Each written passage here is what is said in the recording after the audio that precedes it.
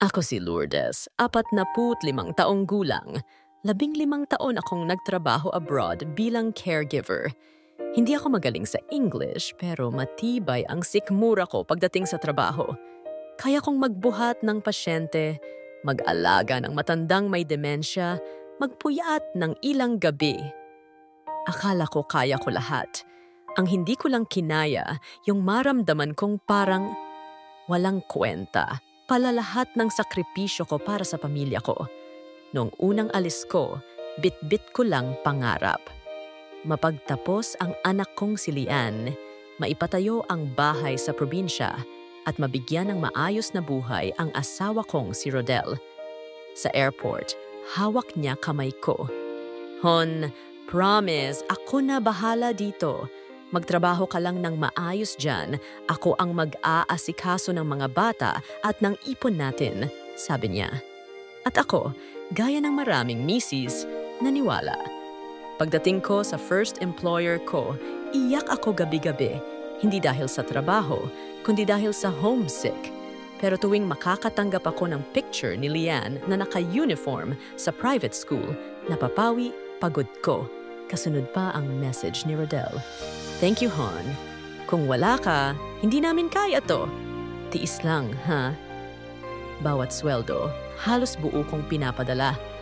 Ang tinatabi ko lang, barya para sa sabon, kaunting kape, minsang tsokolate. Sabi ko sa sarili ko, balang araw, babawi sa akin ang lahat ng to. Taon ang lumipas. Palipat-lipat ako ng amo, pero pareho ang routine. Trabaho, padala, tawag, konting iyak, konting tawa. Minsan tinanong ko si Rodel, Hon, magkano na ba ipon natin sa bangko? Sagot niya, paulit-ulit, parang script. Huwag ka na mag-alala dyan, hindi ka naman marunong sa mga papeles. Ako na bahala, may ipon na tayo, relax ka lang. At sa totoo lang, naniwala ulit ako, kasi asawa ko yon, di ba? Dapat pinagkakatiwalaan. Pero napapansin ko, habang tumatagal, iba ang nakikita ko sa pictures. Lumalaki ang TV sa sala.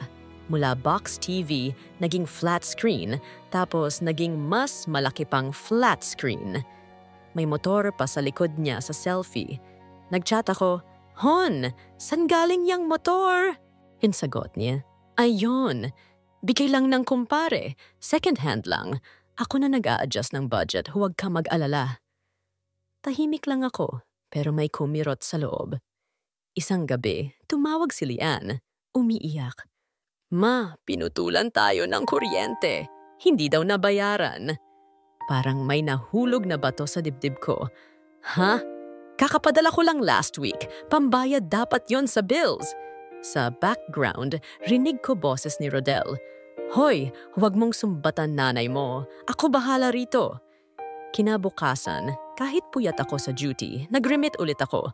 Inisip ko, baka natamaan lang kami ng sabay-sabay na bayarin.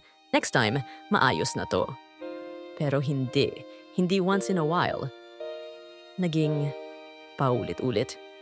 Minsan tubig ang putol, minsan tuition. Isang SEM, muntik nang ma-drop si Lian dahil late daw bayad. Samantalang ako, buwan-buwan may remittance slip. Hanggang isang araw, hindi na kinaya ng pakiramdam ko. Tumawag ako kay Lian, sinigurong wala si Rodel sa bahay. Anak, honest tayo ha, kumusta ba talaga kayo dyan? Intahimik siya saglit bago sumagot. Okay lang kami. Pero, huwag kang magagalit. Si Papa madalas pong nasa tong-its. Lagi pong may inuman. Naririnig ko sila ni Tito. Minsan, yung padala mo pinanghuhulog niya sa laro. Ayokong sabihin sa'yo, pero hindi na po tama. Para akong nabingi. Lahat ng pinuyat ko, lahat ng iniyakan ko, biglang parang tinapon sa mesa ng sugal. Kinagabihan, nag-message si Rodel, Hon, baka pwedeng dagdagan mo padala next month? Tumaas tuition ni Lian. Sa unang beses, hindi ako sumagot. Kinabukasan ko siya tinawagan. Rodel, sabi ko, gusto kong makita ang statement ng bangko. Gusto kong malaman magkano na ipon natin. Nag-iba agad tono niya. Ano ba yan? Wala ka bang tiwala sa akin? Ako nga nagbukas ng account natin dito. Huminga ako ng malalim. Kung wala akong tiwala, hindi ko sana pinadala lahat ng sweldo ko sa'yo ng ilang taon. Pero asawa mo ko, may karapatan akong malaman kung saan napunta pagod ko. Sa huli, napilitan siyang umamin. Wala na halos laman ang ipon natin. Nagamit ko sa negosyo, tsaka sa ibang gastusin. Negosyo, kasama ba dyan yung tong-its at inuman? Tanong ko, tahimik. Yung klase ng katahimikang mas malakas pa sa sigaw. Pagkababa ko ng phone, napaupo ako sa sahig ng CR ng amo ko, umiiyak ng hindi makasigaw. Pero sa gitna ng iyak ko, may boses sa loob na nagsasabing, Lou, hindi ka tanga. Napagod ka lang, pero pwede ka pang bumawi. Kinabukasan, nag-message ako kay Lian. Anak, simula ngayon, sa'yo na ako magpapadala. Mag-open ka ng account sa pangalan mo. Doon mo ilagay lahat, pero may rules tayo. Anong rules, ma? Bawat lalabas na pera, may resibo, may picture, tapos ipapaliwanag mo sa akin. Ako pa rin magde-decide kung ano ang uunahin. Si Papa bibigyan ko ng fixed allowance. Hindi na siya hahawak sa buong padala ko. Nang malaman ni Rodel, naggalit. Ano to? Ginagawa mo akong bata. Ako asawa mo. Sagot ko, hindi kita ginagawang bata. Ginawa kitang asawa. Pero tinrato mo ko na parang ATM. Kung gusto mong bumawi, nandito kami.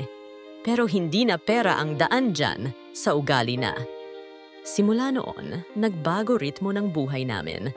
Ako, nag-request sa employer ko na tulungan ako mag-open ng sariling ipon sa abroad.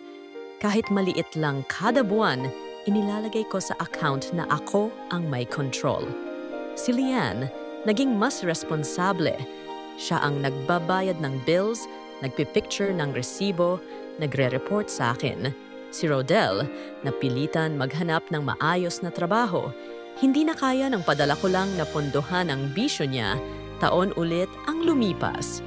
Isang araw, tumayo ako sa harap ng salamin sa kwarto ko abroad. May edad na mukha na, may eye bags, may puting buhok, pero ang mata, mas diretso magtingin. Sinabi ko sa sarili ko, Lourdes, pag uwi mo, hindi ka na yung Lourdes na nagpapagamit sa maling tao. Uuwi ka ng may ipon at higit sa lahat, may boses. Sa huling contract ko, nag-decide na akong umuwi for good. May naipon na akong sapat para sa maliit na lote sa labas ng bayan, down payment sa simpleng bahay, at kaunting emergency fund. Hindi milyon, pero malinaw. Pera kong pinaghirapan, pera kong pinaplano. Pag uwi ko sa Pilipinas, parang fiesta. Uy, si Lourdes! OFW, dami na sigurong pera niyan. Sa loob-loob ko, dami rin kayong hula. Si Rodel, biglang sobrang lambing. May pakape, pahawak kamay, namiss kitahon. Pero iba na ang pakiramdam ko. Hindi na ako yung natutunaw sa pasweet, lalo na kung pera na ang usapan.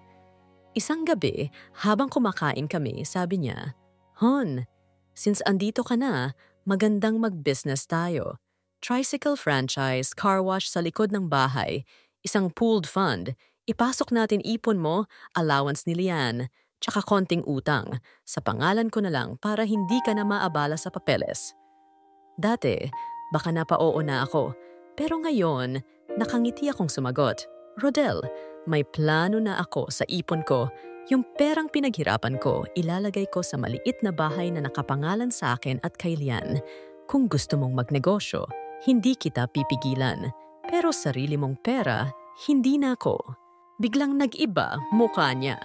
Anong klaseng asawa yan? Dapat iisa lang ang pera natin. Sabi ko, matagal nang iisa ang pera natin. Yung pera ko at yung gusto mong gawin. Hindi ka naman nagtanong noong pinusta mo sa maling negosyo at tong-its ang pagod ko. Ngayon, ako naman ang magdedesisyon para sa pinaghirapan ko. Hindi na ako papayag na maging tahimik na biktima. Nagwala siya. Sigaw. sisi, drama. Pero hindi na ako umiiyak sa harap niya. Tahimik lang akong nag-impake ng kaunting gamit, kinuha ang folder ng mga papeles ko. "San ka pupunta?" tanong niya. Sagot ko, "Sa lupa na binili ko. Maliit lang na bahay pero doon, hindi na uubos ang pinaghirapan ko sa bisyo ng kahit sino. Kung balang araw magbago ka, pwede kang pumunta. Pero hindi bilang boss ng pera ko, bilang asawa na marunong rumespeto." Lumipat ako sa simpleng bahay, sementong sahig, manipis na kurtina, maingay ang kuliglig sa gabi. Pero kakaibang tahimik ang loob ko. Walang tong-its, walang sigaw, walang tanong kung saan napunta ang padala ko. Si Lian, mas madalas nang sumasama sa akin. Nag-uusap kami tungkol sa future, hindi tungkol sa problema ni Papa. Si Rodel, minsan dumadalaw, minsan hindi. Hindi ako sigurado kung fully magkakabalikan kami o hanggang co-parents na lang talaga. Pero isa ang sigurado, hindi na niya kayang diktahan kung paano gagamitin ang pagod ko. Ako si Lourdes, OFW, ina, babae. Matagal kong hinayaang hawakan ng iba ang susi ng pinaghihirapan ko. Pero natutunan ko rin na hindi kailanman huli para bawiin yon. Sa dami ng taon na nag-alaga ako ng ibang tao sa ibang bansa, ngayon ko lang talaga inalagaan ang sarili ko. At kung may sinasabi ako sa sarili ko gabi-gabi bago matulog, ito yon. Hindi kasalanan ang mag-sacrifice para sa pamilya, pero malaking pagkakamali na hayaang gawing laro ng iba ang sakripisyo mo.